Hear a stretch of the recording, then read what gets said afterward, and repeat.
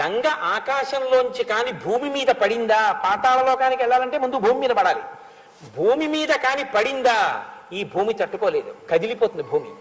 కాబట్టి భూమి యొక్క స్వరూపం పాడవకూడదు. కాబట్టి గంగని ఆకాశంలోంచి భూమి మీద పడు అని చెప్పడం కుదరదు. కానీ నేను నీకు ఒక మార్గం చెప్తాను.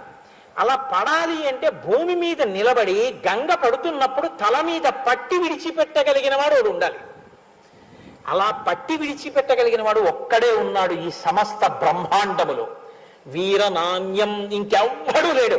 పశ్యామి ఉన్నాడు, చూస్తున్నాను. ఎవడో తెలుసా? శూలినః, త్రిశూలం పట్టుకున్న మహాదేవుడు, త్రిపురాంతకుడు, త్రయంబకుడు, సదాశివుడు, పరమేశ్వరుడు, పరమశివుడు ఉన్నాడే, ఆయన పట్టుకుంటాడు. ఆయన కాని వచ్చి నిలబడ్డాడా, గంగ వచ్చి ఆయన తల మీద పడుతుంది. ఆయన తల మీద పడితే ఆయన తట్టుకోగలడు, భూమి కూడా తట్టుకోగలదు. ఆయన తల మించి కింద పడుతుంది. అందుకని పరమశివుడు